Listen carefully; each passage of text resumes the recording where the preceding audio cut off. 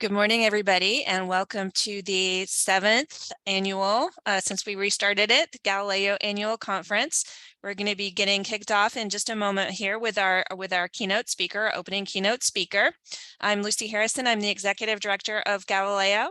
We have Sheila McAllister on, who will be helping to, if you have any technical issues, she'll be getting everything kicked off here in just a moment. And I think we have started the recording, so let me go ahead and introduce our keynote speaker, Danna Bell.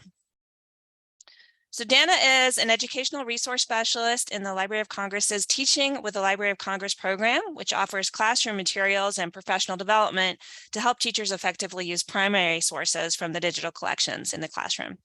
In her current position, she works with K-12 programs, but prior to that, she has provided support for members of the public using the library's online collections. Danna has also served as an archivist for the National Equal Justice Library, now housed at Georgetown University Law School, the Washingtonia Division of the DC Public Library, and at the State University of New York at Stony Brook. She has a Master's of Science degree from Miami University, a Bachelor's of Science from the same institution, and a Master's in Library Science from Long Island University. She's a past chair of the Mid-Atlantic Regional Archives Conference, where she received the Distinguished Services Award. She's also served as president of the Society of American Archivists from 2013 to 14, where she was named a fellow of the society. Danna is the co-creator of Real World Reference, a workshop offered by the Society of American Archivists. She also serves on the advisory committee on the Records of Congress. She's a longtime supporter of National History Day, which is near and dear to my heart, having served as a competition judge at both the state and national level. And she's also an avid knitter for Warm Up America, a national organization that asks volunteers to knit squares for quilts that will be distributed to the homeless and other needy people.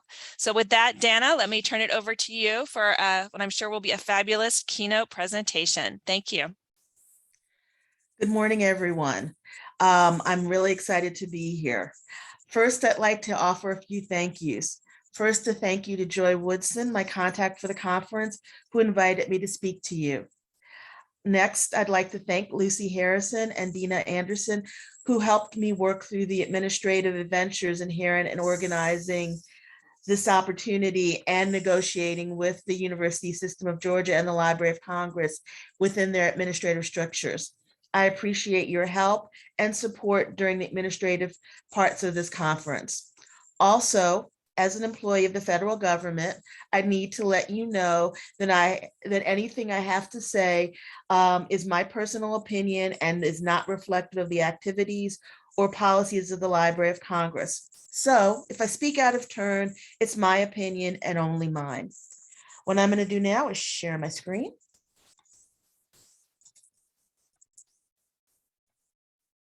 Okay. I must admit that when I started working on this speech, I got stuck. A severe case of writer's block. A case of I don't know what I can tell them that they don't already know.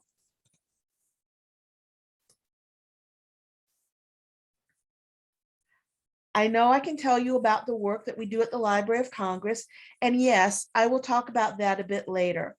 But I had a lot of thoughts about other issues in librarianship and archives, and trying to make sense of them has been a little bit tough.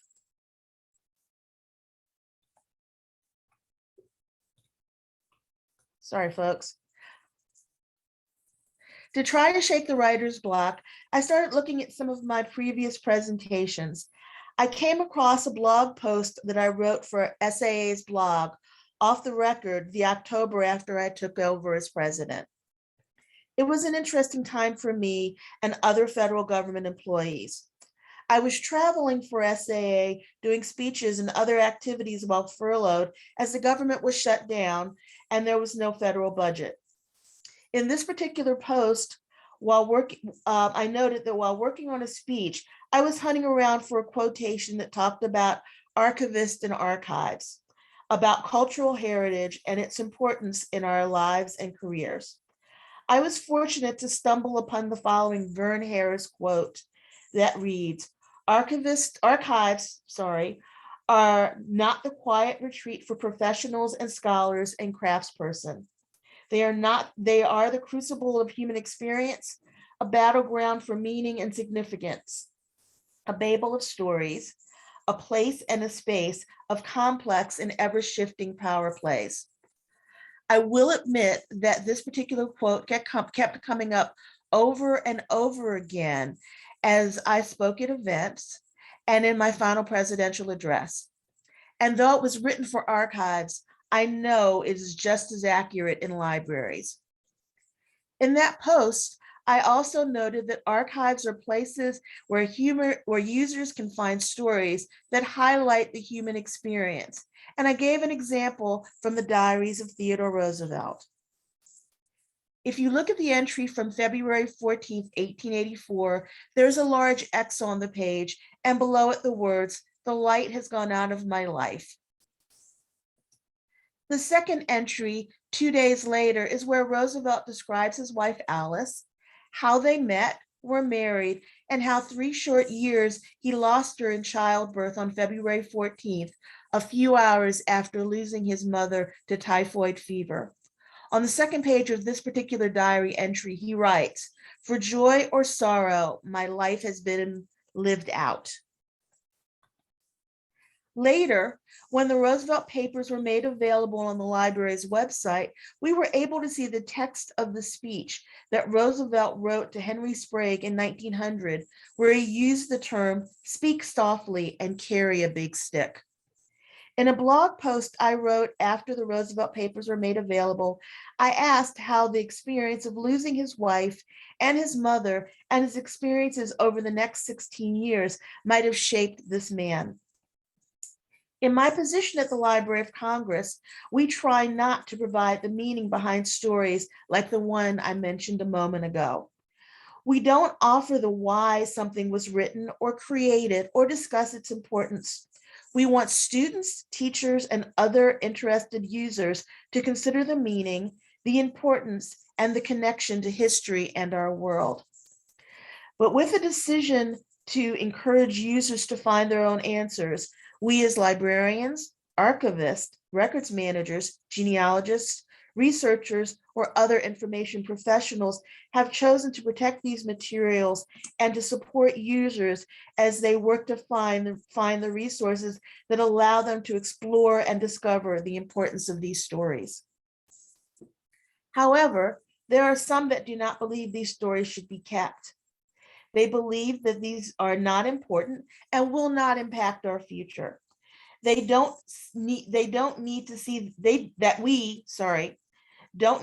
the diverse narratives, and that we don't need librarians, archivists, and paraprofessionals to help users navigate the vast amount of information available. We've seen it with companies and governments that decide to balance their budgets by shuttering or decimating their archives and libraries. We've seen it in wartime when countries decide it is in the best interest either to hide or destroy their history or the history and culture of others who they are fighting against. We see it with people who decide to censor the story and deny users access to all the information available. As we work with collections and with our patrons, we must always remember that we are more than just preservers of information. We are guardians of knowledge, of inspiration, and our connections to one another. We need to remind ourselves of the power we hold and the responsibility we accepted when we decided to become information professionals. But that doesn't mean the only goal is to protect the collections. We must share the stories behind the collections, and we must use those stories to our advantage. We must ensure that our users can access these stories and share them with family, friends, and others throughout the community. We as information professionals must be advocates for our collections. We have Library Month and Archives Month. We prepare elevator speeches to help users learn, excuse me.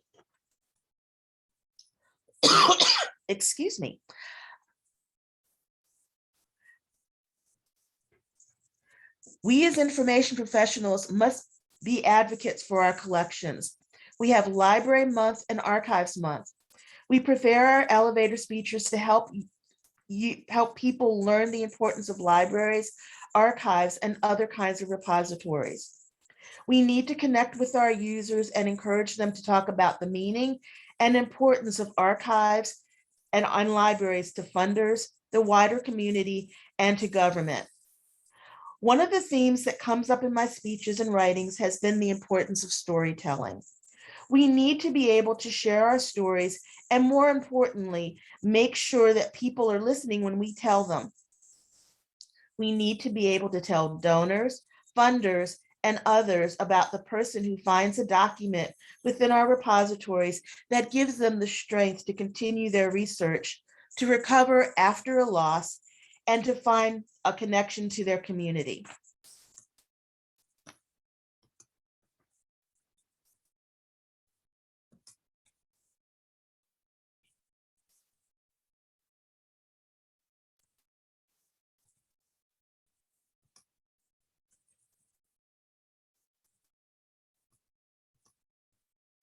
My PowerPoint has stopped, folks. Hang on one second. There we go. The primary and secondary sources in our collections can engage and inspire. They can serve as tools to advocate for the importance of libraries, archives, and the people that work in them. Talking about a document, a specific collection in your repository can help you gain support from donors and key supporters. But to engage our supporters, these documents need to be discussed as part of a story. Dave Lieber of the Dallas Morning News made the same point when he said, "We connect with people through their stories, not their business cards." We often forget that story matters. Kate DiCamillo, a previous national ambassador for young people's literature, put it front and center. She chose "Stories Connect Us" as the theme for her term. Something she said at the start of her term stuck with me. Though it relates to reading books together, I also think it relates to all of us as information professionals. She said, "We sit together and look at a world hidden inside this world. Sitting together and listening helps us to connect. We are able to see each other and we open up. We change."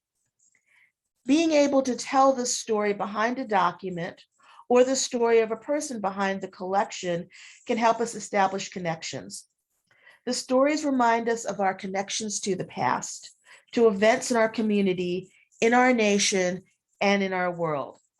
It also provides an opportunity for us to share the importance of libraries and archives and of the professionals and paraprofessionals that support the collections and serve users.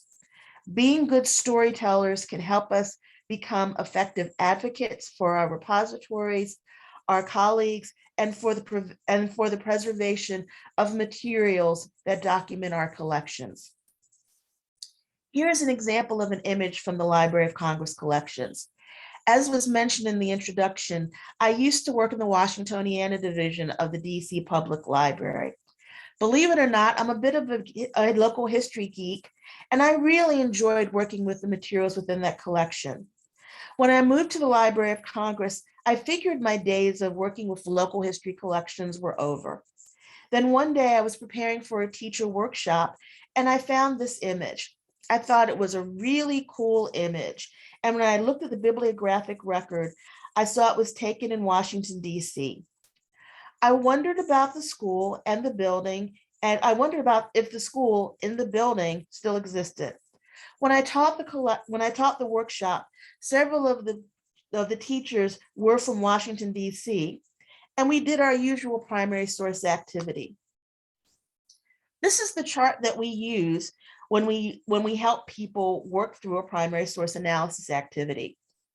When we do a basic primary source analysis, we normally ask people to spend a few minutes looking at the item and then ask them to note what they see and precisely what they see, not anything else.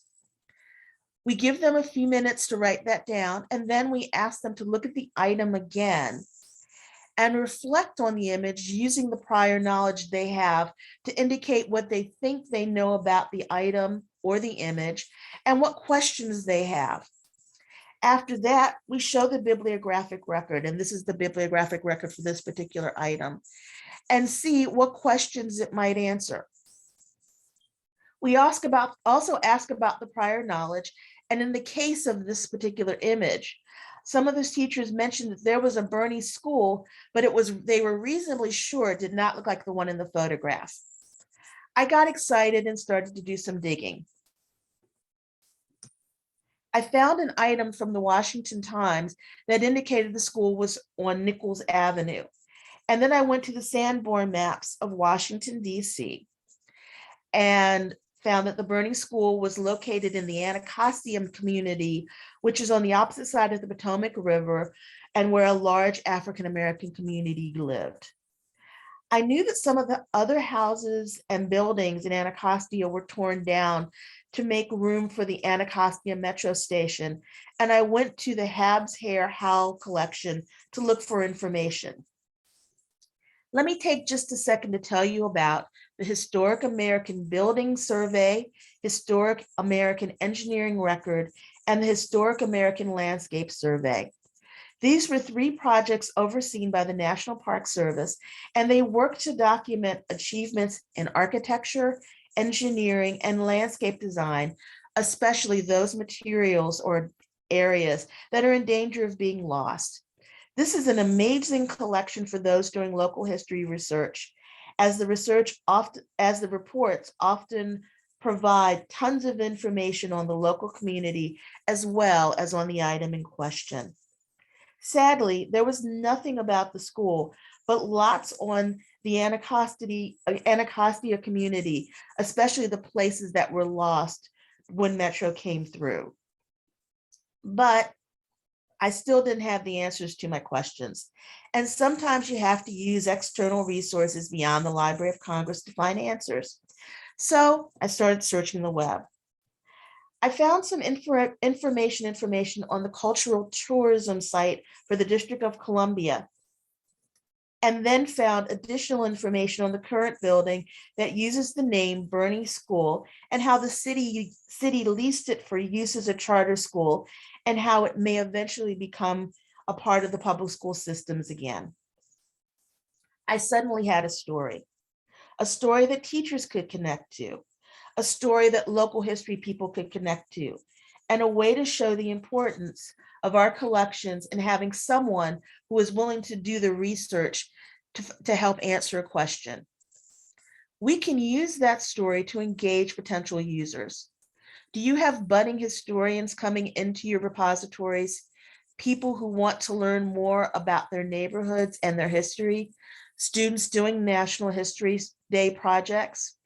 Elders wanting to show their family members where they came from? People wanting to document a long ago slice of life? By letting potential patrons know about the resources you hold and allowing them to come and use these resources, you can bring in users. And if you can engage your users, they could become potential champions and potential donors. My first professional library job was in special collections in an academic institution. I also volunteered to work part-time in the evenings at the main reference desk. I adored working the main reference desk and helping students and faculty find information. I also enjoyed working in special collections where I processed collections and got my first experience digging into the collections. However, the only time students came into the room was to ask if they could study there during finals. I never saw a professor express interest in using the archives in his or her classes. We had an occasional researcher, but more often than not, I sat in a silent reading room, and I really wondered what we were missing and what we weren't doing. As I mentioned earlier, I spent a few years working in the local history section of the DC Public Library, which is shown, the main lobby of the Martin Luther King Memorial Library is shown here. As you might guess, things were a bit different than from the academic environment. I began to see more variety in the user groups visiting the repository. We did have the scholars. We did have teachers coming in with their classes. We saw more genealogists. We got phone calls from companies trying to verify home ownership for their jobs because we were the only place that would supply that information for free. But because we were the only section of the library that had the local newspapers, we had the homeless community as well. I got to see some amazing scholarship come out of our division. I remember engaging students with our Sanborn maps, showing them the place where their school was before it existed. I then got to follow through and show the plans, where the plans were, and then the map that indicated that the school had been built. I also had to stop people from tearing pages out of the newspaper, or in one case, keep a gentleman from bouncing his super ball against the glass walls that held the archives, or sitting on top of a glass case that held exhibit items. Yes, I think I was correct in stopping people from tearing pages out of the newspapers, especially since we use those for getting our microfilm. Yes, I think I was correct in telling the gentleman not to sit on the glass case or to bounce a super ball against the walls of the archives. But I know that my frustration with waking up and cleaning up after homeless patrons, answering so many questions from the company looking for home ownership information, that there were days that we had no other telephone reference questions, and working with people who came in who had no idea how to use special collections and were unwilling or unable to follow the rules might have spread to other patrons. And it's possible that some of the patrons that I was frustrated with who got a whiff of my frustration with others might have been potential champions or donors that I might have frightened or turned off from being users of libraries. Last year, I had the good fortune to be invited to be in the audience for the address of Rachel Votz, the outgoing SAA president. She started her speech talking about the banner that used to be on the homepage of the Denver Public Library that read, "You're welcome here." She noted that people need to hear that they are welcome, and that we have to think about ways to ensure that people know that they are welcome in our repositories, even if they're not serious researchers. She called this need to make sure that users feel welcome in our repositories, radical welcome. The Metropolitan Council of St. Paul, Minnesota defines radical welcome or hospitality as a practice of putting extraordinary effort and emphasis in making people feel welcome. The focus is on breaking down barriers that prevent people from participating in an effort, campaign, or community. The idea that it was okay to invite anyone who needed to do research of any kind in our repository struck a chord with me and took me back not only to my time at the public library, but also to my current place of work. When you arrive at the Library of Congress, National Archives and Records Administration, and many other federal or state government buildings, there's a metal detector, and often a stern person in a uniform that directs you how to put your belongings into the metal detector. And if you set off the metal detector, either the one you walk through or the one you put your belongings through, they will be searching you. Then, if you want to do research at the library, you have to fill out a form to get a reader registration card and then get your picture taken. After you get your card, depending on what resources you need, when you get to the reading room, you'll have to show your card, and you may have to fill out your forms, lock up all your belongings, and wait to see what you want to get to use. And if you don't check to see if the materials are stored on site, you may not be able to see what you want for at least a day. And if you're under the age of 16, you can't use the collections unless you're with an adult or your parent. No wonder so many people are frustrated. I'm not saying we should do that. We shouldn't do that. We do need to ensure that our collections are protected, but perhaps we need to think of better ways to explain this process and the reasons for this process to make people more comfortable and to provide an understandable experience. And perhaps we need to bend a bit depending on the situation. A few minutes ago, I mentioned the gentleman who bounced his Super Ball against the wall of the archives and jumped up on the glass exhibit case. He also had a thing for Dorothy Dandridge. When I first started at DC, this gentleman, who I will admit that we privately nicknamed Bouncy Ball, would come in. He spoke gibberish most of the time with an occasional curse word thrown in for good measure. My boss took me aside the first time he came in after I started and said that with him, we would bend the rules a bit. If he wanted to see the pictures of Dorothy Dandridge, we would take him to the archives area and we wouldn't make him fill out the form or put on gloves. We would bring the pictures to him and let him look. He'd spend about 5 or 10 minutes looking through the images and then he'd leave. However, if he did cause a disturbance or a problem, we were allowed to throw him out or call the library police.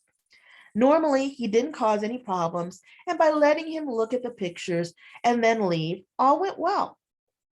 Maybe a bit over the top for radical welcome, but it did save us some responsibilities. In her address, Rachel not only mentioned the procedures, but also the images hanging on the walls or the statues hanging in the room of your repository. Do they document the diversity of the collections or the people who might use these collections? I thought about this a few weeks ago when I toured our local LDS temple. Normally, this temple is not open to the public, but they had just done major renovations and were offering tours for the first time in 50 years before it was reconsecrated. I don't live far from the temple and see the outside of it on a regular basis, so I was very curious about what the inside looked like. I must admit a bit of shock when I saw how beige it was. As a friend of mine and I wandered around, we noticed there were lots of paintings, mostly of Jesus talking to or gathered with people. There were also other paintings of different individuals. And then I noticed one of a person of color in contemplation. I mentioned to the friend that I was with, who was also a person of color, that I was surprised. And we found ourselves looking on every floor for the single person of color in contemplation. Plus, as we walked around, all of the people that were doing the tours or answering the questions were white. As we walked out of the temple, I found myself exhaling a breath I didn't know I was holding. And I said to my friend, I don't see myself in there. I wasn't comfortable. Do you make sure that all of your users can see themselves in your repository? This could be in the images or in the collections or in the staff. We need to foster a positive and supportive environment for our users and ensure support of diversity of all kinds, be it race, sexual identity, economic status, or ableness. Excuse me. I'm finding that ableness has been front and center for me recently. I recently received a question from a teacher working in a school for the blind who was concerned that her students could not use our collections. I showed her how the students could access our collections, including our newspapers and other print materials, by clicking on the Read as Text and accessing either a PDF or print text. Suddenly, these resources were available to her students, and she sent me a lovely thank you. I'm not saying that any of this is easy. It's incredibly hard and exhausting, but it's our reality. We need to support our users where they are and supporting them with what they want and need and ignoring how they look or dress. As a dorm director and before that as a crisis counselor, I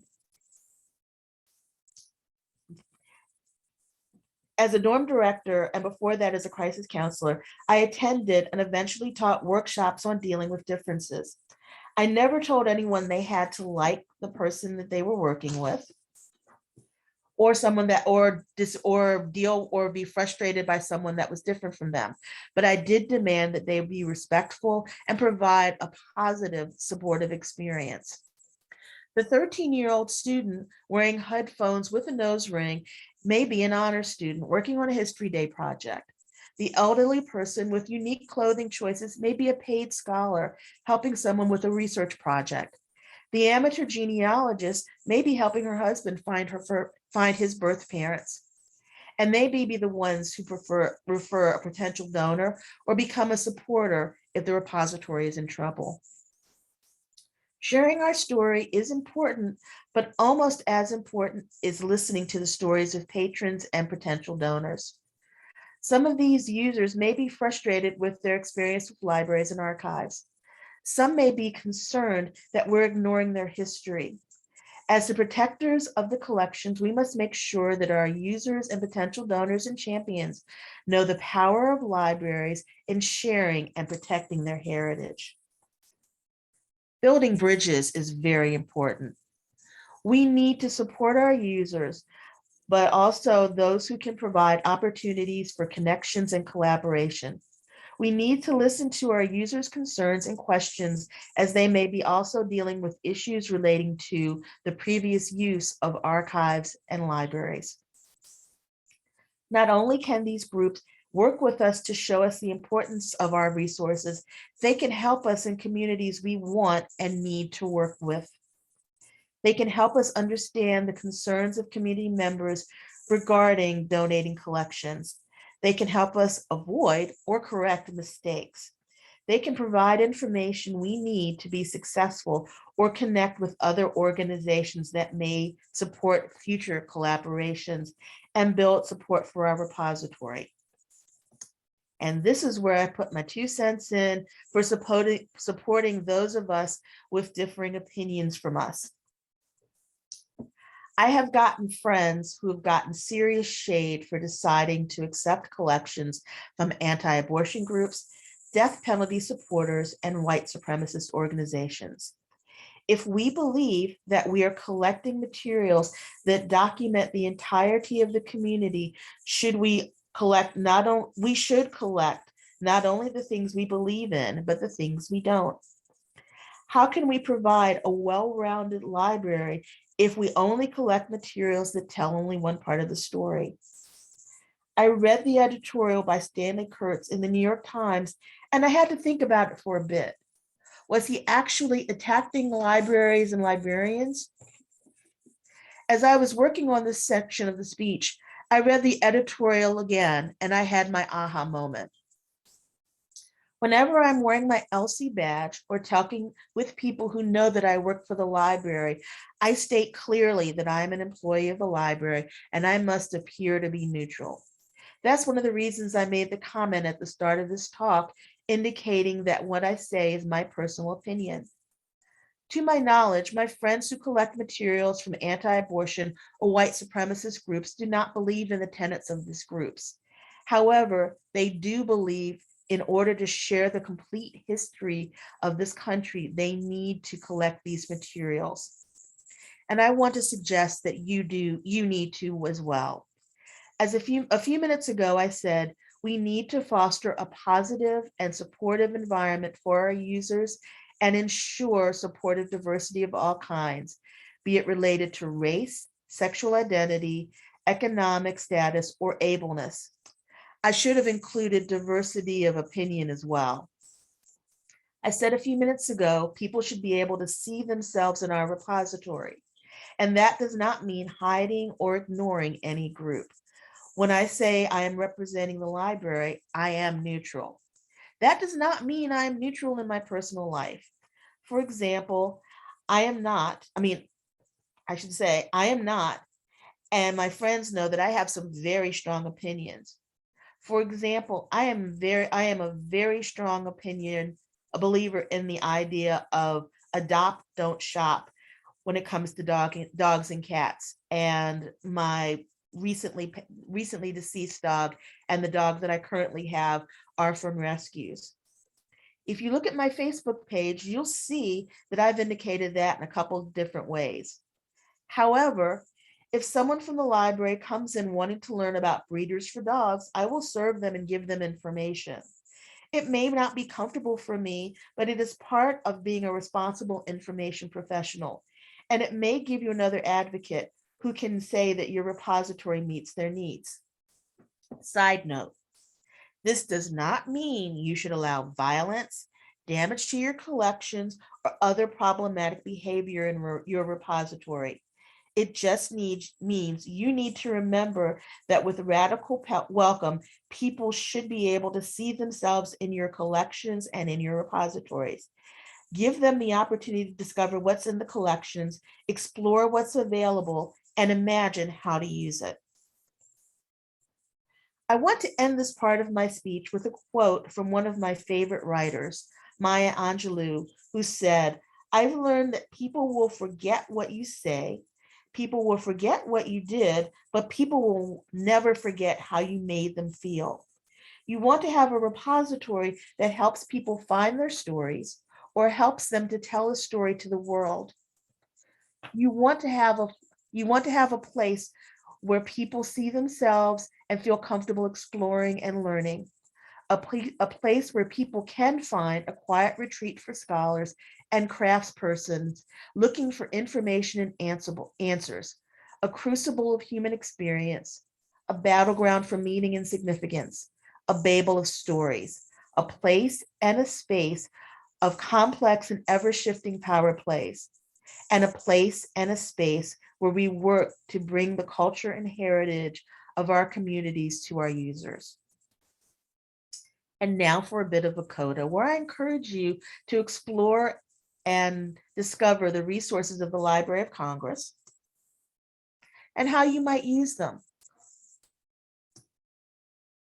Some of you may have heard of our Teaching with Primary Sources program. Since 2006, we have provided grants to organizations that expand the body of innovative strategies, tools, and materials for meaningful teaching and learning with the Library of Congress materials. The Library of Congress provides grants to institutions, but also works with 3 regional partners to offer smaller grants to institutions wishing to incorporate teaching with primary sources methods and materials into their educational programming. And that doesn't just cover K to 12. That's colleges, universities, public libraries, other groups. You can learn more about the TPS program on our website and connect with our partners. And I've just shown you the interactive map. 8 of our partners are in Georgia. In addition, we offer professional development opportunities both online and in person. We have recorded a number of our webinars that you can share with your users. Our teaching resources may also provide ideas and programs you can use in your repositories. The Library of Congress has a number of blogs where you can find out what's new and learn about our resources. The one I write for is Teaching with the Library of Congress, and you can find a link to it and the other blogs on this page. You may also want to link to the Library of Congress main blog, which is listed on the top of this page, and often grabs blog posts from the other blogs and highlights of upcoming events and resources of interest. I do want to point out that the National Book Festival will be held in person on September 3rd, and you can access previous recordings from the authors and ideas for activities you can do in your libraries on the Library of Congress website. I invite you to explore the Copyright Office website, which has added more content to teach about copyright and to make information more accessible to those who want to apply for copyright protection, as well as to understand how copyright works. I hope you're using Chronicling America and our topic guides, which are the link is circled on the page, to locate materials on specific topics within historic newspapers. And you can find a list of the historic newspapers that have been digitized on the Chronicling website if you click on all digitized newspapers. I hope you're using congress.gov and keeping it at your fingertips if you want to find out what's happening on Capitol Hill. And lastly, I hope that you have explored our free to use and reuse sets to find images that are in the public domain for for our collections that you can share with your users. To close my presentation, I want to leave you with a few words from someone who is an inspiration to me, Mary McLeod Bethune. This is from her last will and testament. I leave you love. I leave you hope. I leave you the challenge of developing confidence in one another. I leave you a thirst for education. I leave you a respect for the use of power. I leave you faith. I leave you racial dignity. I leave you a desire to live harmoniously with your fellow men. I leave you a responsibility to our young people. I hope this conference encouraged you to imagine, discover, and explore. Thank you.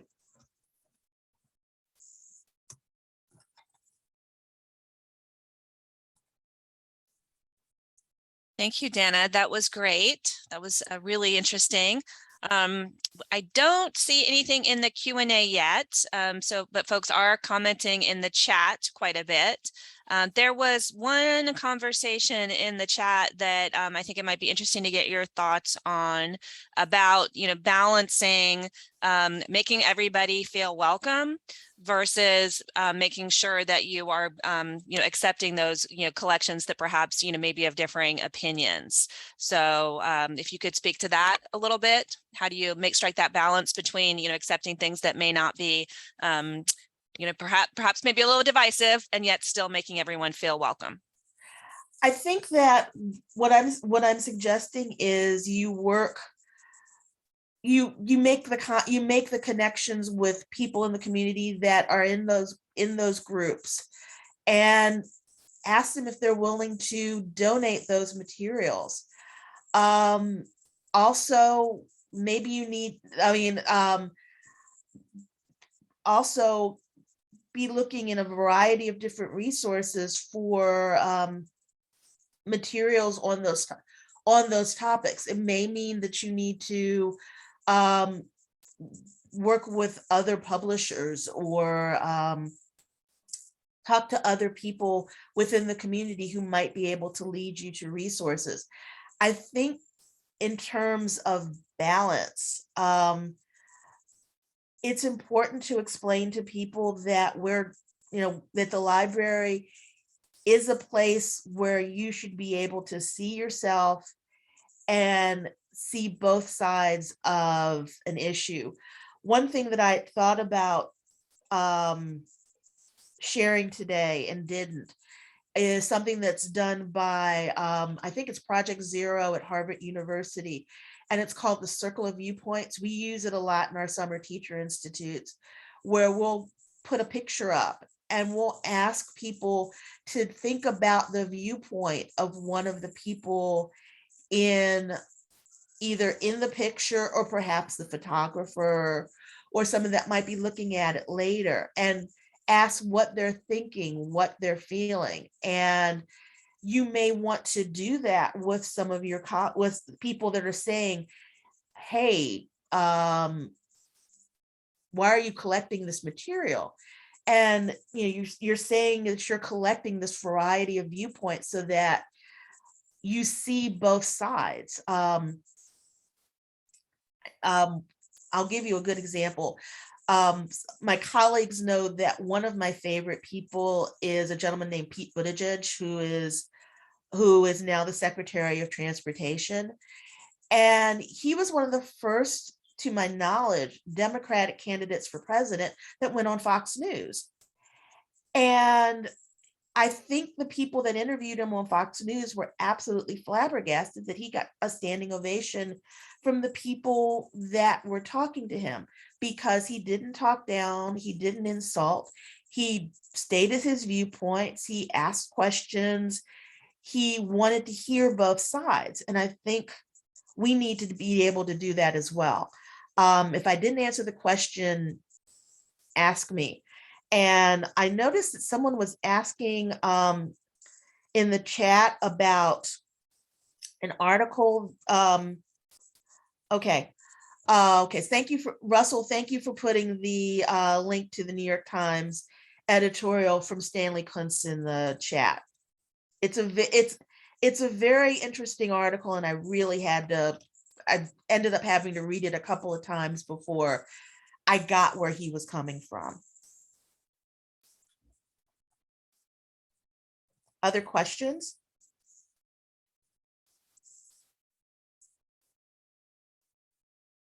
There's a couple of comments in there, suggestions for how to help with this, including having a really good collection development policy so that you can explain, why you're adding materials. And then Sheila mentioned harmful content statements, which we just added, a harmful content warning to the Digital Library of Georgia site. I know a lot of other folks have been doing that to try and, warn people that there may be some content that is perhaps a bit divisive in there.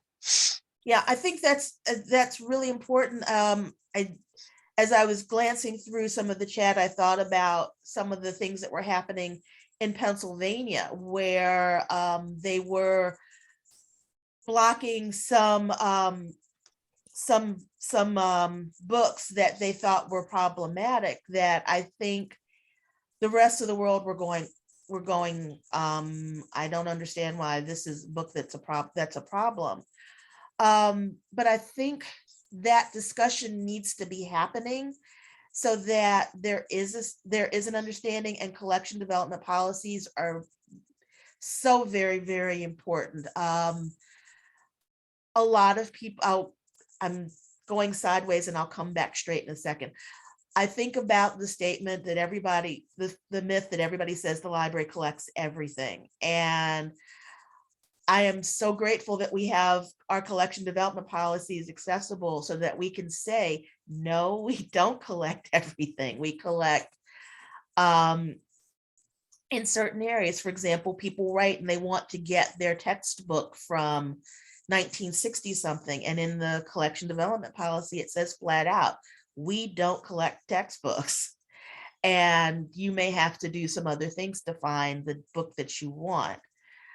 So I agree with the collection development policies, the statements, to help people understand why we collect what we collect, and providing that flexibility so that people see and understand why it's important for us to see a divergent variety of different views.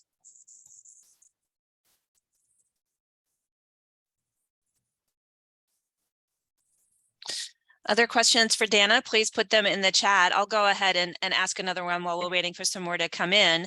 What about making your spaces more welcoming to a younger audience? So you mentioned, you're affiliated with National History Day.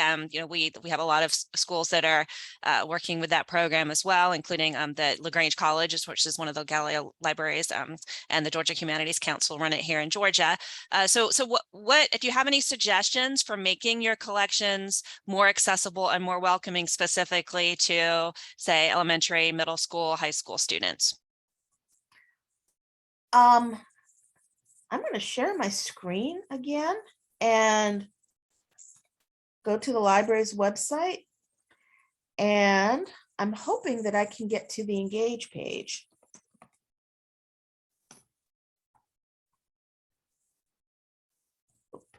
Nope.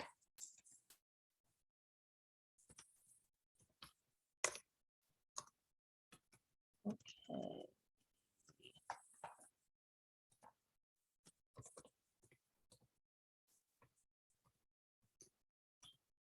Life is good. Okay.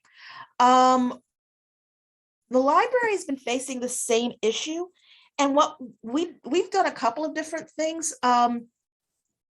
We've worked with. I'm going to take a step back and go forward. We were asked to create a space for younger audiences, and we created a Young Readers Center that was basically a space where kids could come in and read children's books. We did story time and so on, but there was a need for more. So we've started creating workshops, and you can see the virtual workshops on this page. We've started doing things in our Poetry and Literature Center. Jose Felipe Herrera, who was our previous poet, one of our previous poet laureates, did a lot of reaching out into the schools and writing stories um, and actually created a children's book using some of the stories that he was getting from kids. And we're now in the process of creating a space, another larger space to allow for exploration with kids. And it may be that you create these spaces that feel comfortable. You put things on the website that are especially for kids. You talk to young authors. I know that we've got a group of kids that we work with, a high school group and a younger group, where we've actually started talking to them about what they want to see in the library. So that's another way of getting to materials. And I'm trying to find,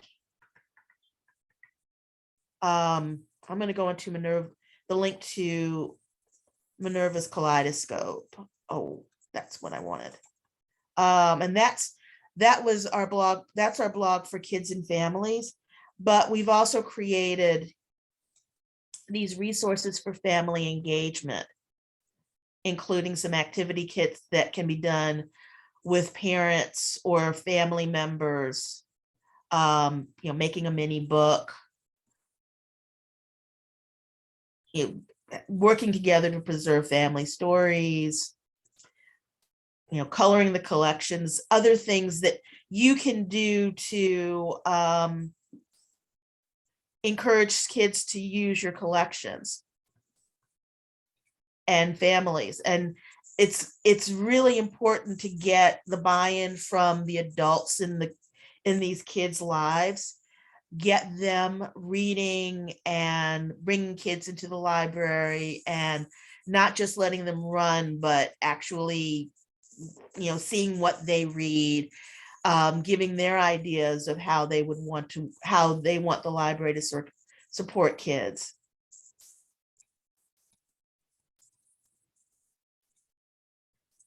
Other questions? Those are some really interesting suggestions and tools. I could see some of those being useful in, some of all kinds of our libraries, not just our ones that are dealing with primary materials. I don't see any other questions. Do we have any final questions in the chat for Danna?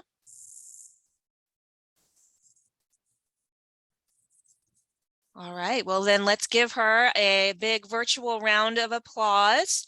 Thank you very much, Danna. And we are going to transition. I'm trying to unmute my video. We're going to transition now straight into the Galileo update.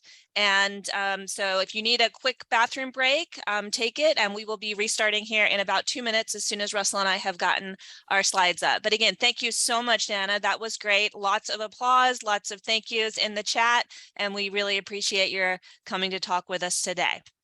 Thank you. Have a good one.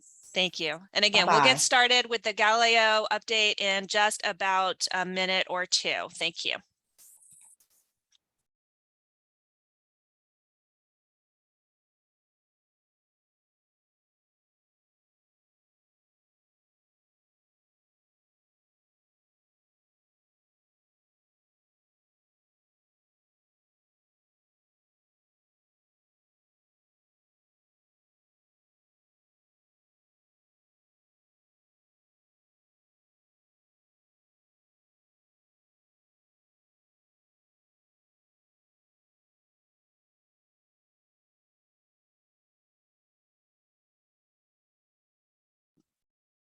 All right, we're going to go ahead and move straight into the next section of this session here today. I'm going to be talking a little bit, and then I'm going to hand it over to Russell and then to Joy.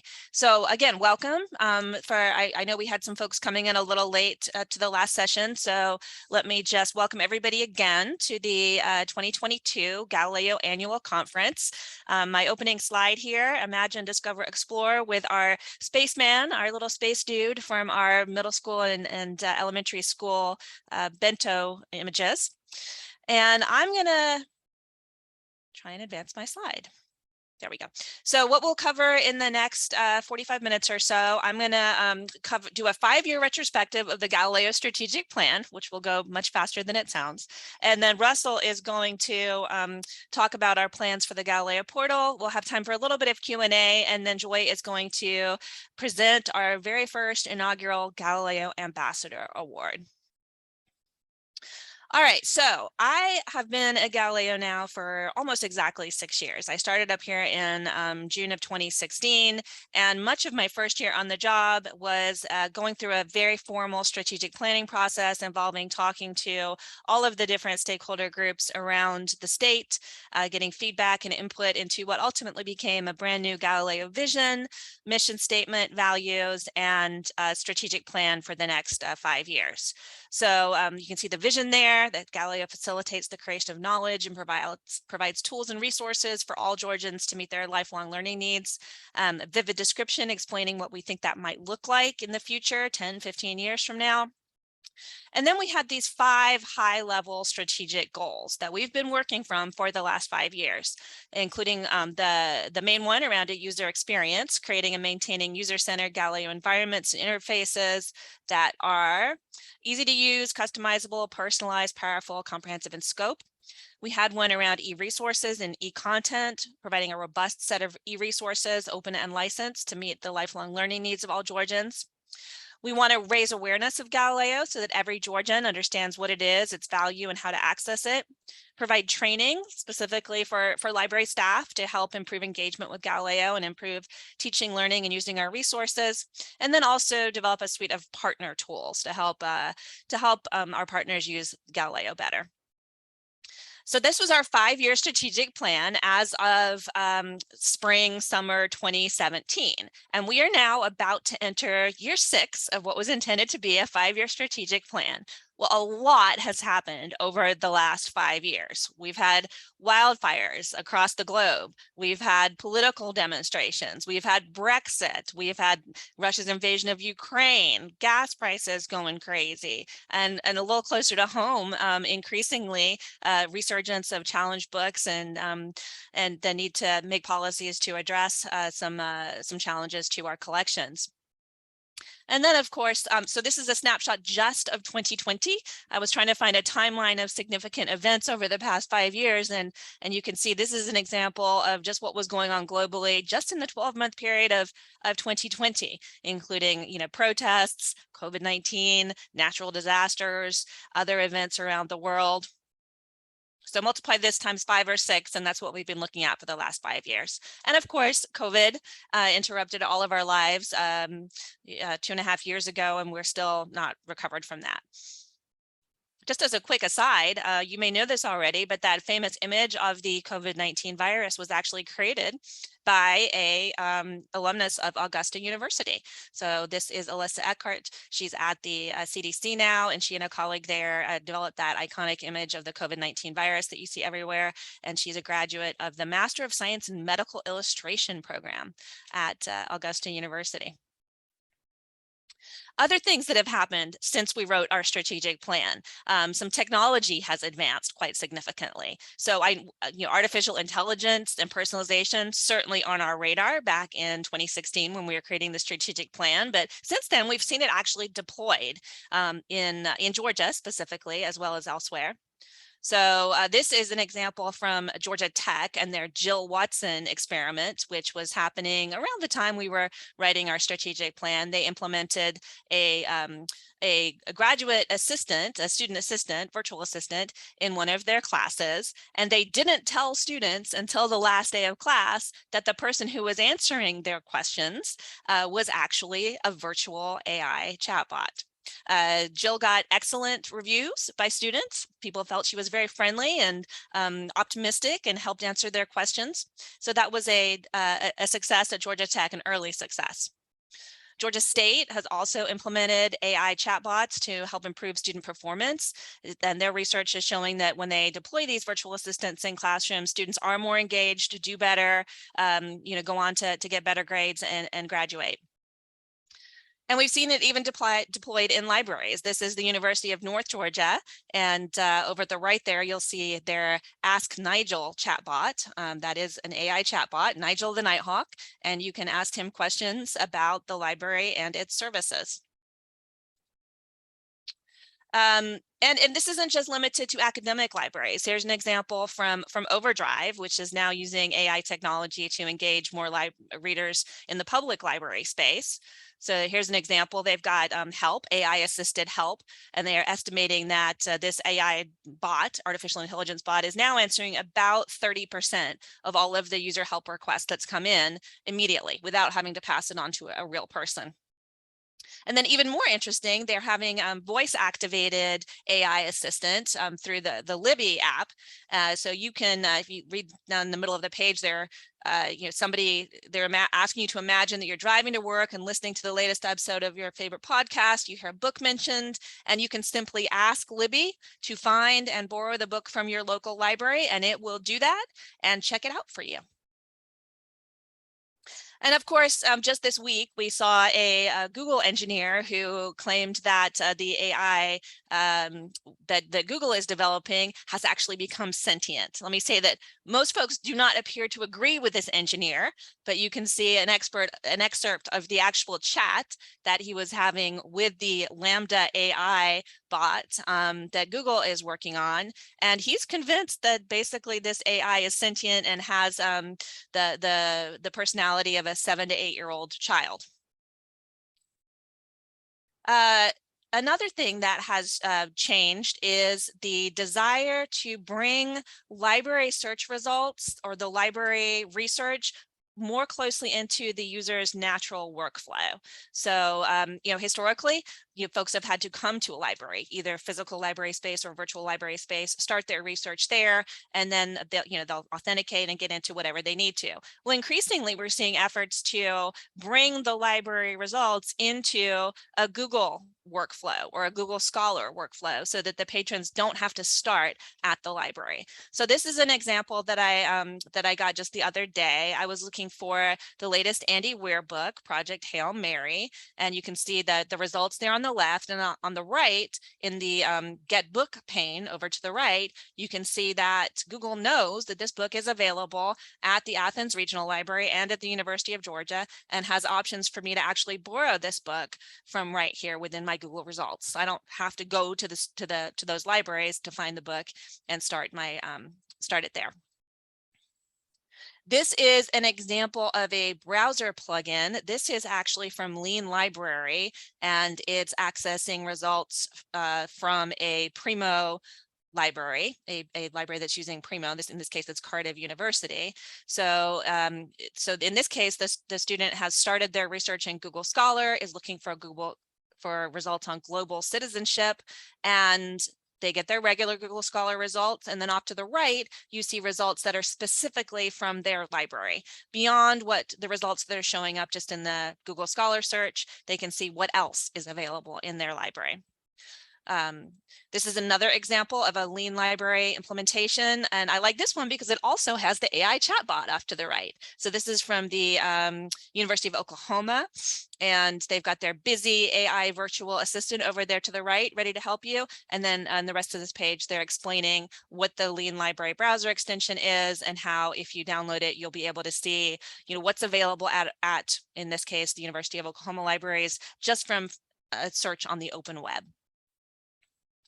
And then this is one that we're actually working on right now. This is the Power Notes, which we have links to the free version of Power Notes available to everybody within the Galileo Bento search. But we're also working to implement their new plugin, which we're hoping, knock on wood, will be ready for the start of fall semester for our higher ed libraries. And you can see here, this is an example from the University of Tennessee, Knoxville, where again, they're just starting with Google, typing in climate change, and over on the right, you can see the results from that patron's actual library. And then EBSCO is also created a new service called EBSCO Essentials. Again, this is a way to get to surface and help people discover library content before they're actually logged in at a library. So in this case, they have a kind of a slimmed down search interface. You can do your search here at EBSCO Essentials, and then it will prompt you to log in. First off, it's going to surface a whole bunch of open access content, and then it will also surface other content and ask folks to log in if necessary to get to it.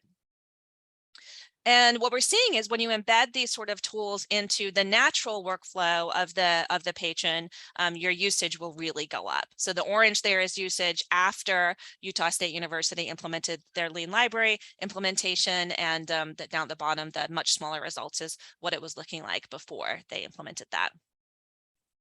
Of course, mobile continues to be huge. Back in 2016, 2017, when we were writing our strategic plan, the latest iPhone was the iPhone 7 with 2 gigs of RAM and costing about $649. And right now, I believe the latest one is the iPhone 13. We may be up to 14 right now. I'm not sure. I'm a Pixel person myself, but this has 6 gigs of RAM and costs just over $1,000 for the latest iPhone. And more than half of global web traffic is now coming in through mobile, specifically mobile, not including tablets. So back when we were writing our strategic plan, it was hovering more around 44, 45% of the traffic. And since 2020, it has consistently been more than half of the world's web traffic is happening on mobile devices. And as the parent of a 11th grader, soon to be 12th grader, I can confirm everything is done on the phone. Not just technological advancements over the last 5 years, we've also seen huge strides in open access. This is just the latest one. I saw this one last week. University of California, Santa Barbara has a new transformative agreement with Sage to get their research open access, published in an open access format to make it far more accessible to the world. But there's certainly many, many other examples of open access. Again, on our radar back in 2016, 2017, but has made huge strides since then. And of course, for us, open access fits really well into our Affordable Learning Georgia program, which has been going since 2014. And as of last spring, we have saved over 1 million University System of Georgia students, upwards of $124 million in textbook avoidance costs through our open educational program. If you haven't been out to Marshall Breeding's blog, that's at librarytechnology.org, I highly recommend it. His most recent 2022 Library Systems Report is up. That was published just last month in May 2022. And the main point that he's making in this year's report is that the acquisitions and mergers have continued to impact the industry greatly. So last year, ProQuest was acquired by Clarivate.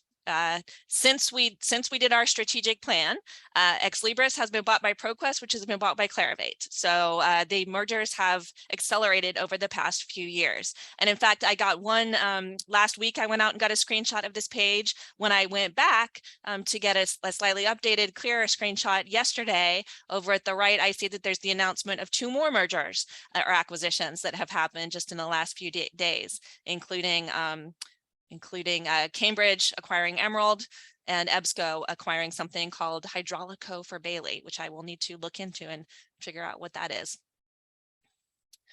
And Marshall actually gave the keynote speech at our 2021, so a year ago, GIL user group meeting. And some of the slides he shared there included these 2, which shows how consolidation has, industry consolidation has accelerated over the past, in this case, 20 years, but it's happening even faster in the last 5. So at the slide on the left there, Ex Libris is the one in blue. This is market share for research libraries, academic research libraries. So the blue is Ex Libris, the red is Innovative, orange is Circe Dynix, and green is OCLC. Well, since this chart was made, since he did this, Innovative has been bought by Ex Libris, so they've got an even larger share at this point. So again, looking at our 5 high-level strategic goals, these very well may be the same goals we want to continue with, and we have made certainly excellent strides towards these goals over the last 5 years. So the first goal here, user experience. This is the one about creating and maintaining user-centered Galileo environments and interfaces. So we've done a huge amount of work on improving our Galileo research portal, and Russell's going to talk to you in a few minutes about our ongoing plans for that. We've also completely redesigned the Galileo administrative portal, which allows you to go in and take control of your Galileo experience for your patrons. Streamlined authentication, that's 2 words that reflect about 3 or 4 years of work there with rolling out Open Athens. Higher ed is approaching completion at this point. The Pines libraries are essentially done, and we are turning our attention to K-12. We've also rolled out a new user-centered development process and an agile development process, made significant improvements to the Digital Library of Georgia and the Civil Rights Digital Library, which is going to have a new interface released in beta this month. We've got an advisory committee where representatives from all of our stakeholder groups are providing input. We've all gone through accessibility training and are ensuring that our products are fully accessible. And we've done all that while maintaining everything else. Our e-resources and e-content, one step right at the end of our strategic planning process that was hiring John Stevens, who's been fantastic. We've implemented a bunch of new statistics and reports, set up several e-resources advisory committees for Galileo, implemented an electronic resources management tool called Consortium Manager, worked with DLG on their subgranting program and working to get more newspapers digitized. We've started an open access committee, an accessibility committee. John started doing opt-in licensing for e-journals and continuing to evaluate, expand, and upgrade content for all of our Galileo users. This is just what we were able to add this year. So these resources are being added for our communities July 1st, and we were able to do that at no additional charge. Our marketing and awareness goals, we want everybody to know what Galileo is and how to access it. So Joy has been doing a fantastic job of that. She's updated all of our marketing plans and surveys, completely redesigned the About Galileo site a couple of years ago, including the updated marketing toolkit and updated return on investment graphic. So here's just a screenshot of our marketing, part of our marketing toolkit and the return on investment graphic. She's also really focused on increasing user engagement and on our social media presence. And if you've been listening to Georgia Public Broadcasting on the radio in the morning for the last couple of months, you may have heard a Galileo spot for the first time. We've dipped our toes into having spots on public radio. And the conferences, of course. You can thank today's conference. You can largely chalk up to Joy and her engagement there. And then at the end of our session today, we will be awarding the first ever inaugural Ambassador Award. Training, continuing to provide training across the board on everything that we roll out, including Open Athens, the portal, the administrative module, updated all of our FAQs, online help, many of our videos. And then Russell's going to be doing a session tomorrow at 10 on customizing Galileo, and Mike will be doing another session on Thursday afternoon. And then our partner tools and services, we continue to work towards being as open as possible, being connected to a robust community of partner representatives. If you go to the About Galileo page, you'll see a suite of online tools and services, completely revamping our statistics tool. So you can see all those tools and training on the About site, updated statistics, and I'm not sure why this repeated itself. And then, of course, the Galileo admin module, which we have, again, completely redesigned and made much more accessible and much more powerful for you all to take control of your interface. So this is just the Galileo support page, and then a couple of screenshots from the Galileo admin module showing what you can accomplish there. So again, back to the strategic planning. I mean, I'm not expecting that our vision needs to change much, if at all, or the vivid description. We did, but perhaps these specific objectives underneath the goals do need to be updated and readdressed. And then we need to talk through what's that planning process going to look like. Last time we had a consultant from the Carl Vinson Institute of Government. Maybe we still need that, maybe we don't, but certainly we need to talk about the timing and process. So one thing we might want to do is wait until the USG ILS RFP decision is known. And it's a lot of three-letter acronyms right there. You may be asking yourself, what is the USG ILS RFP? Well, so a brief USG ILS RFP aside, University System of Georgia Integrated Library System request for proposals. So we are doing for the university libraries, we currently manage Alma Primo for them. We are doing a request for proposals to look at potentially moving to a new system. So why are we doing that? Our current contract with Ex Libris is expensive, not just in terms of real dollars, but we believe comparative to what other consortia are paying for the same service. We did renegotiate terms a couple of years ago, but we still feel like it's too high. And as we saw from that slide from Marshall Breeding, there has been so much consolidation in the commercial vendor space that there really is limited competition at this point. So, we're down to basically 3 potential commercial vendors. So we wanted to see if we could include open source solutions in that mix as we're looking at other solutions. We wanted to know if they were ready to meet our needs. So we embarked on a request for information last year, spring of 2021, to find that out. We weren't trying to select anything based on that RFI. We were asking the question, are there open source platforms that are close enough to meeting our needs that they would be competitive in an RFP? Turns out the answer is yes. So this is just a quick snapshot. We had 4 supporters of open source systems respond to the RFI, and essentially, so 2 of them responded on behalf of Evergreen, which is what the Pines libraries use, and 2 of them responded on behalf of Folio. And our assessment is that either one of those could potentially work for the university system. So we are currently our planning phase. So RACL, Regents Academic Committee on Libraries, decided to move forward with a full-blown RFP, request for proposals. We started planning for that in January. It is posted now. It will be, the RFP is up and will be up until the end of July. And then we will enter an evaluation phase from through the fall. I am actually going to not be part of the evaluation team. It'll be a small evaluation team, although we are expecting to have demos that will be open to a larger group. And then I'll rejoin for the negotiation phase late fall and into spring, hoping to make a decision in spring of 2023. We may very well stay with Ex Libris, but if we do decide to move to something else, then we would expect to take two full years in order to make that move. So I mention all of that, potentially partially because, it's going to take some resources from Galileo that we might not be able to do as much in other areas if we're focused on that. But also there are some potential implications for non-USG libraries as well. For example, if the Evergreen software were to be selected, obviously that would mean that we would want to work very closely with the Public Library Service to roll that out. There are some potential implications for the technical college system, who are currently on our Ex Libris Alma Primo contract, and potentially for some other higher ed libraries as well. So we might want to wait to restart our strategic planning until we know what that decision is. We need to talk about whether we want to do this in person again or do it virtually or both. We're thinking we might possibly kick this off next summer at the next Galileo annual conference, which we are hoping may be in person. And then we need to talk through whether we need a consultant or not to help run this process. So that's it from me. Let me check the chat real quick. I don't see any questions in there yet. So Russell, I will hand it over to you to continue.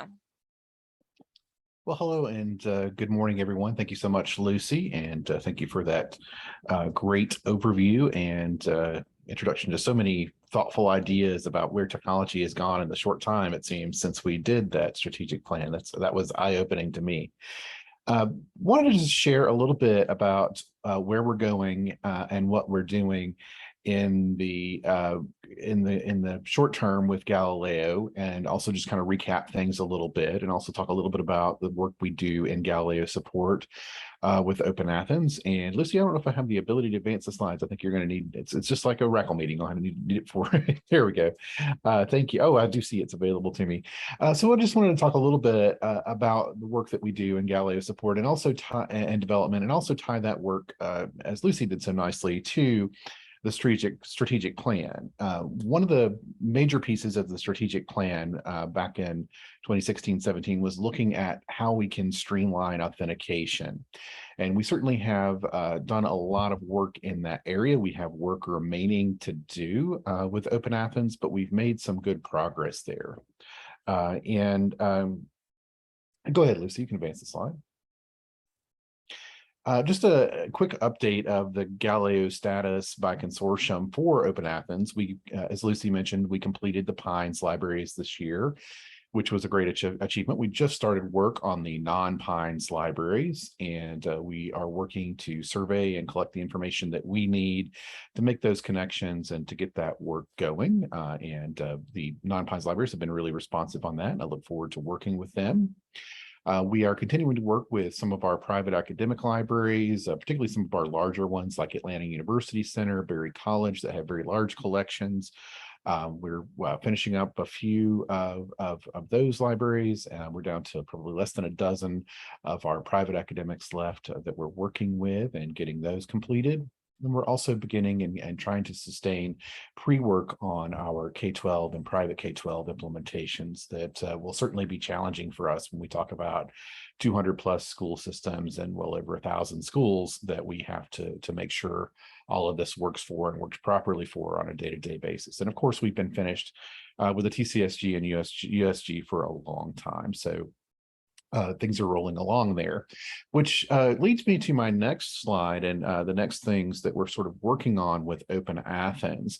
One of the things, again, going back to the strategic plan that we envisioned when we began to implement Open Athens was, what could it do for us in terms of, again, making authentication more streamlined and making it easier for users to bounce around the different levels of access that they have to Galileo. And how could it begin to lead us also, since we were using a user login, how could it begin to lead us to more personalization and more customized services for users in the Galileo environment? And it's time for us to revisit that. And next week, actually, Open Athens and EBSCO are joining us here in Athens at the University of Georgia for a really good in-depth discussion and planning meeting on this. We'll have our developers, our technical and support staff from Galileo and EBSCO and Open Athens meeting together. We're going to be talking about and ideating around the concepts of personalization, easier authentication.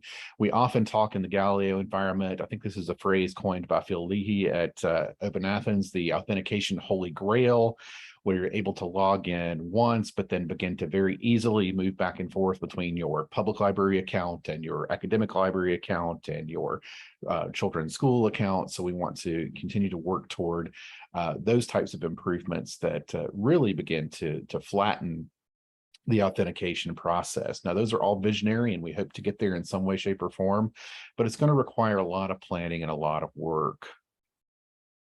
And of course, we want to do all of that while we're maintaining user privacy and security, which is a huge goal for us. It's interesting because we have parallels when we have our conversations with EBSCO and with many of our vendors. EBSCO specifically called out the concept of the cradle to the corner office, which fits nicely with our thinking about Galileo. And it's a concept that's also inherent in our strategic plan. And it's something that I think we share a vision in terms of working toward that idea that Galileo will follow you throughout your life. And it's also an opportunity for us while they're here to review the complexities of that K-12 implementation that I mentioned and come out of that with some ideas about how best to go about our planning and the coordination with Georgia DOE on that. Okay, Lucy, go ahead, please. So that is a little bit on Open Athens, and please feel free to add questions to the chat or the Q&A. And Lucy, thank you. If you see any questions, please grab those and route them to me. But before, just as a brief overview, many of you, I'm sure, have sat in recap sessions or training sessions for Galileo. So my goal today is not to show you every single little detail that we've done, but to talk at a high level and again, reflect on how far we've come in this process related to the strategic plan here. So Lucy, if you'll go ahead and go into the next slide. And there's no questions yet, Russell. Okay, yep, thank you. Just some of the things that we did very early on. This is a screen. As I was thinking about this this week, Lucy and I talked, and I told her, I'm going to go find the Wayback Machine, and I'm going to go in the Wayback Machine and see different versions of Galileo on different days. Well, I didn't wind up doing that. I wound up going through old slide decks and finding, how far we've come. This was what we released way back in July of 2020. And that development phase seems like such a blur to me now. We all worked so hard. We were all working from home. We were all meeting virtually 2 or 3 times a week, and we all worked so hard on this. But I was so proud of the work our developers did, our support team, to bring forth a new version of Galileo, to beautify it, and more importantly, to really bring forth a new code base for the first time in a long time. This was really future-proofing Galileo and building an infrastructure on which we could do a lot of things very flexibly and very quickly going forward. So we also introduced for the first time in a long time a new level of customization. We've long had the Galileo local resource integration piece, but now we also have the ability, and we're continuing to expand this.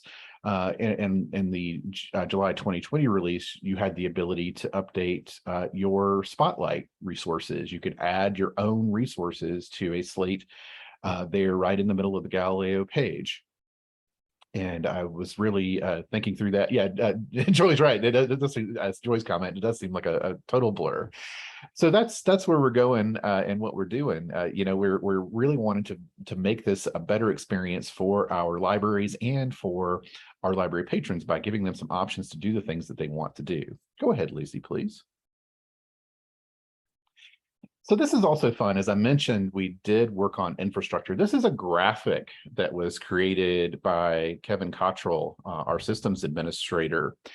And it looks like a pretty undersea creature, or perhaps a galaxy cluster or some astronomical thing, but really it's a visual representation of the Galileo code, which is done on Ruby on Rails. And you can see the sort of the stations and gems and all the different things, both for the Digital Library of Georgia and for Galileo. And I don't remember, I think Galileo is on the left and Digital Library of Georgia is on the right, if I'm remembering correctly. But it just, seeing this when Kevin shared it with us sort of at the end of I think of our second round of major development, really kind of opened my eyes to, all these little items required a ton of work to generate. So it was really neat to see that from Kevin. It is pretty, and Galileo is pretty when it's presented that way, isn't it? Go ahead, Lucy. Just wanted to reflect on that for a minute, because I just thought that was so neat. So also, we began to work, this is the first customization. We wanted to make it easier for our users. And I really want to emphasize this, and Mike and I are both doing sessions this week. We really want to increase the uptake on using the Galileo backend to achieve goals. And I know there's some limitations there, particularly for K-12 right now, that make this a little bit more challenging, but let us train you, let us get you up to speed, let fully realize what you can do with Galileo admin. It is so easy to go in and update or change those default institutional Spotlight entries and do what you want to do with them. I'll be doing an overview from the perspective of the end user. These are all the wonderful things you can do for your end users. And then Mike is going to be going in through the back end and showing you how all of these things can be simply done in more detail in Galileo admin in his session. And those sessions will be tomorrow and Thursday.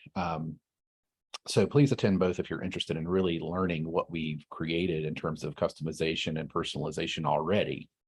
Go ahead, Lucy. And again, going to our goals, we want to create and maintain user-centered Galileo environments and interfaces that are easy to use, customizable. This is the one I've most taken to heart: personalized, powerful, and comprehensive in scope. And I think about powerful, and I think what needs to be most powerful for our users. And I think immediately, I'm a good librarian who loves to search for things while others love to find them. search. Search is so important to what our users need to do. If they can't find it, they can't use it, right? So go ahead, Lucy, it was slide-wise, but focusing on search has been huge for us. We released the bento search with our second release in December. We made December 2020, we made the bento search optional. You can turn it on, you can turn it off, but you can more or less still do. We wanted to make sure that everyone had an opportunity to play with it, to give us feedback on it, which you all did wonderfully. Also, give a good opportunity to give credit to our GALILEO Development Advisory Committee. They continue to give us fantastic feedback and ideas, as does the GALILEO community at large about what we can do and what we can add. But we wanted to collect feedback and really improve the bento search. You'll hear us talk a lot about minimum viable product in GALILEO. We wanted to get it out there, get people using it, and then get their feedback so we can do that continuous improvement that we like to do now in the GALILEO environment. So that's what we did, and we released the bento search, and I believe it has been very, very well loved so far. Go ahead, Lucy. So this is what, if you haven't had an opportunity to use our bento search, or if you're not joining us from GALILEO, this is what the bento search looks like. And I like to share it. This is an institution, this is Gwinnett Technical College, and they've already done some customization on the bento. Again, so much that you can control in the GALILEO backend with bento now. Note that they've added a database in Galen context. They wanted to have a single box for just that particular database, which is awesome. Also, they didn't love having the databases box. We can do a database search here in the bento. They didn't love have it front and center, so they moved it down the page a little bit. So they were able to orient things on the screen the way they wanted them to appear. And they did a really nice job with this, I think, at Gwinnett Tech. Go ahead, Lucy. So where are we going next? This is a short list. Again, I talk a lot about minimum viable product. This is the minimum viable release. We will probably do more than this coming up for December of 2022. We want to do bento improvements. A lot of you have given us the feedback that you would love these bentos to open in full windows. When we open them in full windows, not only will they open more cleanly and more nicely, we'll be able to add filters within the bento for things like date and publication, but we'll also be able to provide persistent links to the individual bento boxes. So if you want to capture a link to a bento search that you've done to that particular bento and put it on that link on a website, you'll be able to do it really nicely. So we're really looking forward to doing that work. Filters, again, that date, publication, subject, we don't have that ability really in bento yet, but we fully intend to add that in December. That is the most called for thing so far with bento.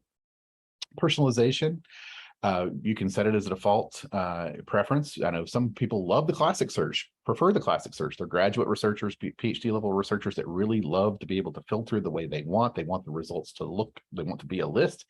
And there's lots of practical reasons for doing that.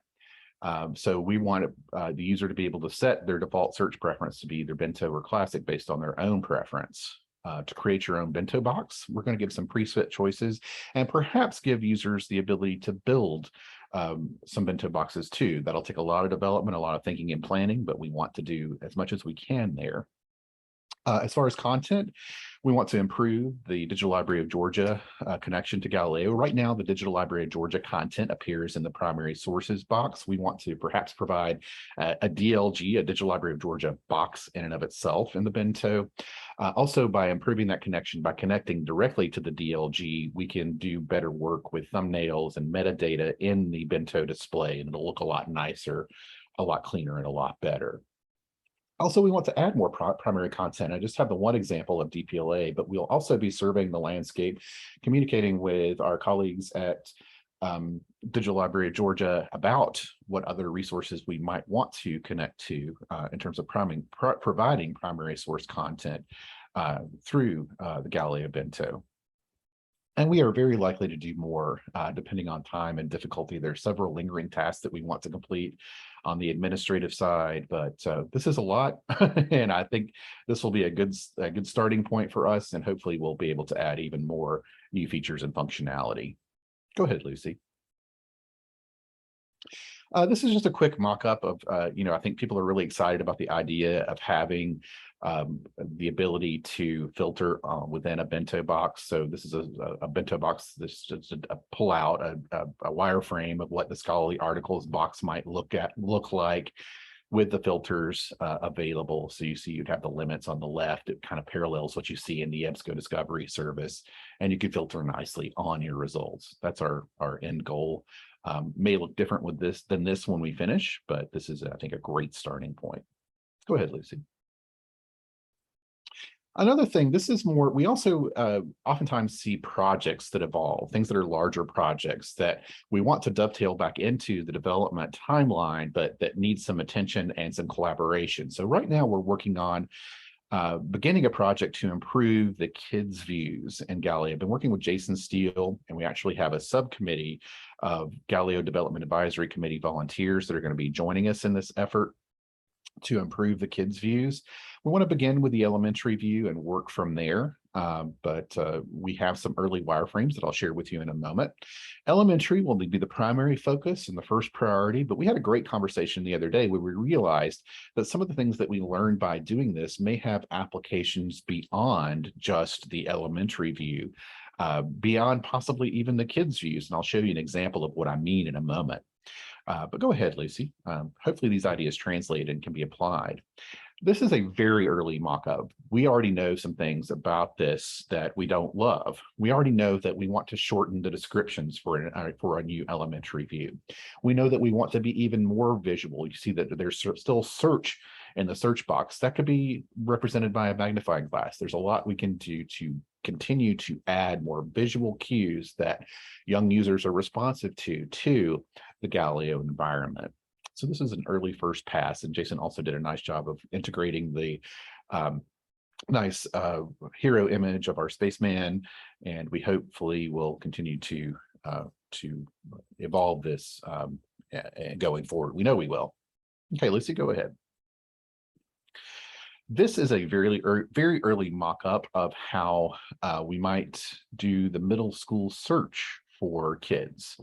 And what we did is I had some good conversations with Lucy and actually with Jess Alden at Georgia Humanities, and I were talking about this as we were preparing for a presentation this coming fall for the Social Studies Conference. We wanted to talk about how we can further integrate research workflow concepts into the way Galileo displays results.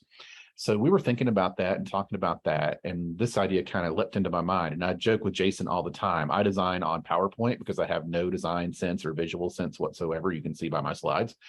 But this is the idea I came up with, and Jason translated just a few ideas about how to do this into a really nice visual about how the bento might look for middle schoolers. You have a getting started, and that throws out the encyclopedias. We're adding the new EBSCO database that will have pro-con articles, so we can do a pro-con bento now. It may not be called that. We may come up with a better name for it, but that's just what I threw in there, just as a thinking and planning thing. You know, it might throw up ebooks, and then you switch to digging deeper, and it goes to more ebooks and scholarly articles, and then you go to the up-to-date, and you get your news, and you get your magazines. So just thinking about the research workflow and ways we can integrate that into Galileo is something that we're starting to try and do as well. Go ahead, Lucy. That is everything I had and everything we're envisioning in terms of timelines for the kids' views. That's something that we're really going to need to work on. We want to make sure that we did the release with the bento where we did a soft launch. We may do something similar with the kids' views so that we're not overwhelming our K-12 media specialists with a complete change in the middle of their school year in December. We might slow walk that release so that they can play around with it, use it, and do something with it and learn about it before they have to fully and totally adapt it. So we're trying to also be more sensitive to that idea across the board, not just for our K-12 media specialists, but for everyone, as we are developing much more quickly these days. So I want to thank you all, and if there are any questions, I welcome them, but hopefully that gives you an idea of our direction for the next few months.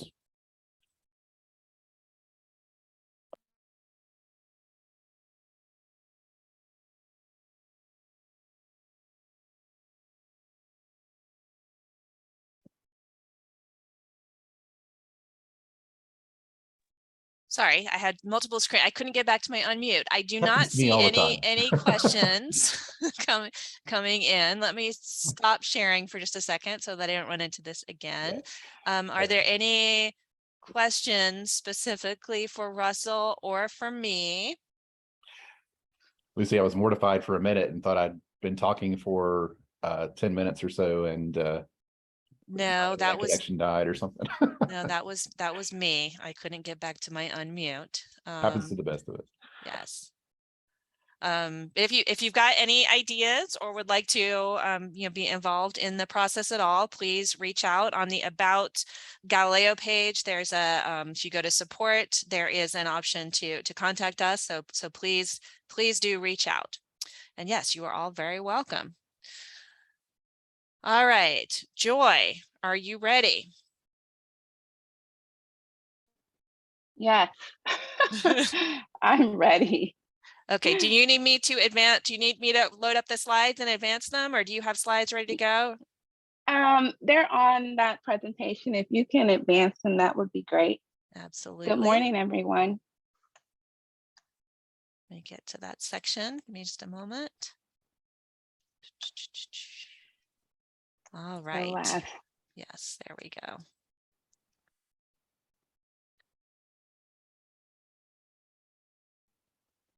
Okay, so this year we wanted to begin an award program to highlight librarians, educators, schools that are going above and beyond in advocating for Galileo and pursuing lifelong learning in their communities.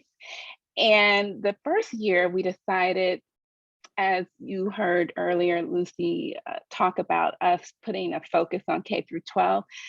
For the inaugural year, we decided to honor a media specialist or librarian at a K through 12 school. And so next slide. And, we called the award the Galileo Ambassador Award. Before I announced the honoree this year, I wanted to thank our committee. This is a picture of the award. I want to thank our committee and name those members. Sheila Bell, a media specialist at Tucker Middle School. Christy Copeland, a media specialist at Erin County Elementary. Katina Graham, a media specialist at Union Grove High School. Songyun Hurd, a teacher at DeKalb Academy. Ifwede Hill, a media specialist at Decatur City Schools. Ben Mullis, library director at Oconee Fall Line Tech. Sarah Sansbury, a teacher librarian at Dunwoody Elementary School. And Cassandra Thompson, a homeschool parent in Douglas County. So as you can see, we have members from all across the state, including myself as a liaison and Mandy Mastrovita at Digital Library of Georgia. And we've been meeting throughout the year to work on ambassadorship. And in the last few months, we did decide, go through our applications and nominations and decide a winner. And next slide. So this year's honoree is Corinne Smith. She's a media specialist at City of Decatur Schools. I want to read to you part of her letter, which stood out to me and Lucy when we made the final decision of who would get this year's award. I just want to read you a little bit about what her colleagues said about her. She leads, I am nominating Corinne to be a Galileo ambassador because she finds regular opportunities to integrate Galileo into her library lessons. She incorporates Galileo into all of her nonfiction and library research lessons. She also creates engaging opportunities for students to explore the tools that Galileo has. Corinne is extremely qualified to be a Galileo ambassador. She is knowledgeable, creative, and helpful. She acts as a leader and promotes Galileo use among other librarians and teachers in our district. Finally, the support that she provides others helps us to better be stewards of Galileo for our students. Her leadership and knowledge ripples across our district stakeholders and helps us better prepare students to be 21st century leaders and learners. Corinne is actually on vacation right now, and so she did leave us with a video message. And so Lucy, if you will click that video link down at the right, it should come up and we should be able to hear.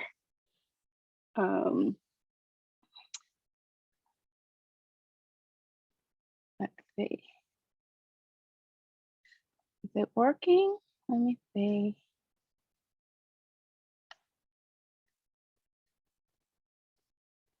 Did the video come up, Lucy? I can't tell. It came up for me, but I'm guessing I need to Oh, stop so sharing the PowerPoint. let's stop sharing. Yes, Yeah. give me just a second and let me restart it. Hold on a second. Give me one moment. I'm gonna have to. A little exit full maneuvering, screen but I as wanted well. you all to hear her. Let me try reloading.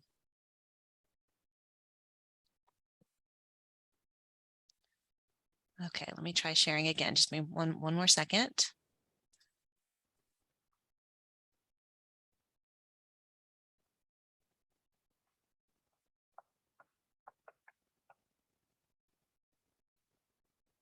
Okay, do you see it? Yes. Okay, and then I'm going to hit play and hope if you don't hear her speaking immediately, say something, Joy, and I'll need to figure out how to make it, how the sound come through. Nope, don't hear it. Oh. Okay, give me one more second. Hold on. Share sound. There we go. Let me try this one more time. Okay, give me a thumbs up if you hear it now.